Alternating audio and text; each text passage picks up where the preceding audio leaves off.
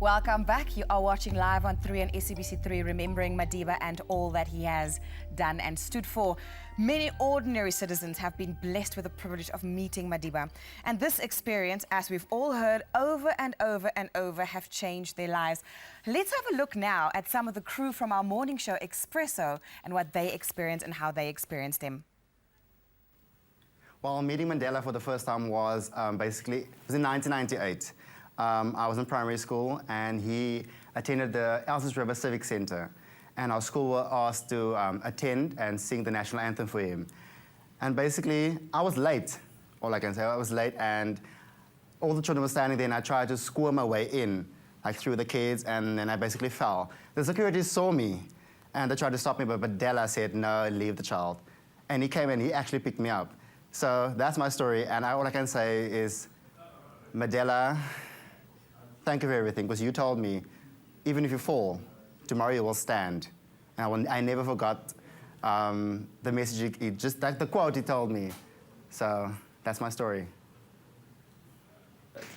I met Nelson Mandela when I was 8 years old. We were at the waterfront, and he was on the escalators, and we were at the top. And I went to go hug him, and the security guard tried to stop me. And he put his hand on the security guard's shoulder, and he walked past, and he gave me a hug. Well, my dad met Nelson Mandela. He was shooting a documentary with him. And at the time, my dad had a broken leg, and he had a huge cast on.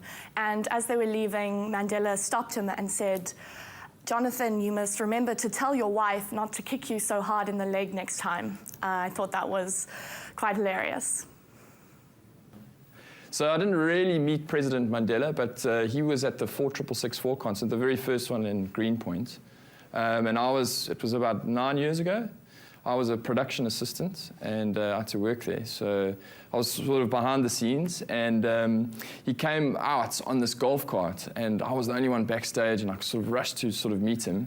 But all I could do was wave. So I waved at him and he smiled and he waved back at me. And then he went out to the front. I switched my walkie-talkie off and I ran around to the front of the stadium and I watched his speech. So it was pretty awesome just being in his presence. Now, Madiba's actions can be described as the fight for the soul of South Africa. And the way he fought this fight will forever be a lesson that should never be forgotten.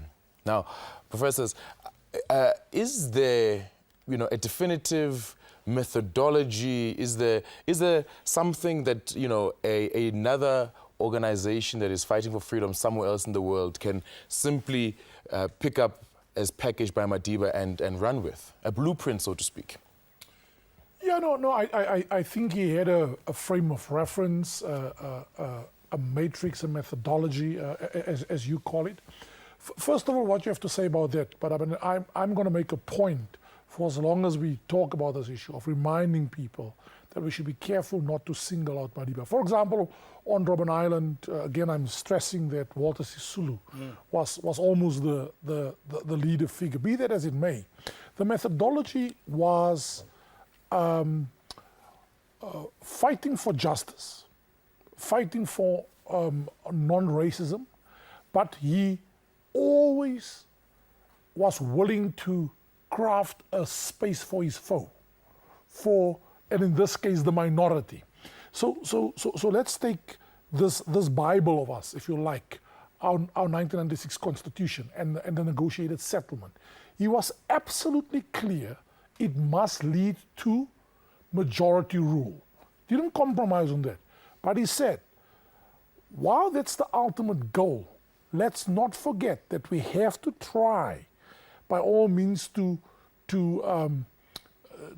accommodate the fears and the interests of the minority. That's why he could talk to Suharto of Indonesia, to different foes, and to accommodate them. That's Mandela's philosophy.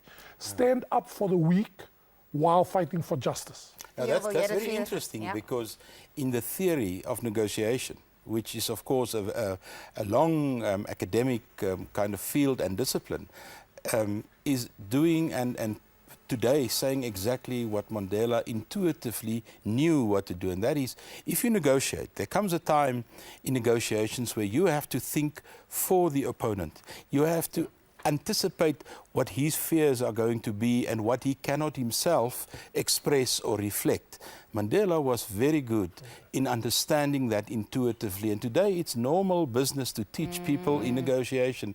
You cannot only negotiate on your side. You cannot only negotiate in terms of what you want. You must also anticipate what the other side want and where their weaknesses are. Now, in terms of the negotiations here in South Africa and him having thought, or the ANC having thought for the minority, is there an obligation on the minority now in the passing of Madiba towards Madiba, his memory, the country, and how does a minority then play that out? Well, that's a very, very difficult question, but also a crucial one for South Africa.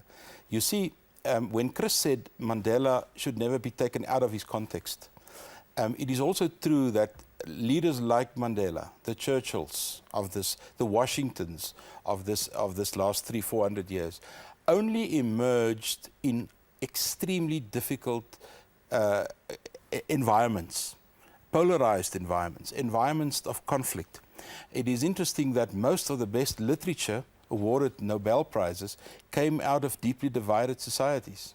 So Mandela was placed in a society that helped make him. And that is a very important point, and that goes to the point that you're making, because the minority is part of that complex society, and we can expand a little bit on that later. But you know, your question is a profound one. One of the mistakes that has been made about Mandela is we keep showering this reconciliation notion on Madiba. It's just reconciliation, reconciliation, reconciliation. Something else about his worldview, 3 other principles that he stood for steadfastly. Building the nation, a common united nation, fighting for unity at all costs. But you know what else? The development of society and the need to reconstruct society. So what I want to do with your question, Shaka, which is a very, very profound one, I think the minority in the country should ask themselves this: have they done enough? Are they doing enough to help to rebuild a society that, quite frankly, are still trying to recover from decades, if not centuries, of trauma, of misrule, of abuse, of subjugation? I'm very grateful that you were here today. I just wish we had like a lot more hours, because this is such a humongous topic. But I want to thank you for giving us your time and your input, which is so highly invaluable at the institutions that you work with, shaping the minds of the future generations coming through your tutelage. And I'm very grateful that you guys are at the helm of your various departments and impacting our nation that way. Thank you for visiting us. Pleasure. Thank you. Thank you very, very much. Thanks to the lecturers. A very important question, I suppose, not just for minorities, but also for all of us. Have we done enough? Are we doing enough? Beyond that, Madiba, we wish you a great journey home, and we dedicate this next song to you. The composer of the song, Christina Steyn, has also since passed away. May she also rest in peace. Goodbye. God bless. My wish is that South Africans never give up on the belief in goodness, that they cherish that faith in human beings as a cornerstone of our democracy. There's a heartbeat sounding, there's a voice that won't stop calling, not owned by countries and seeks no boundaries, carries over borders, and I do believe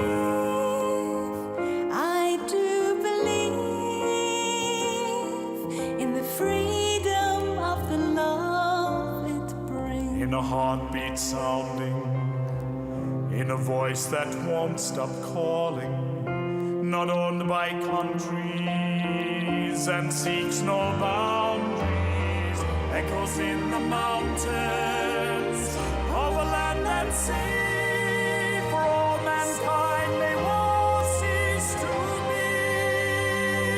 I do believe it's calling.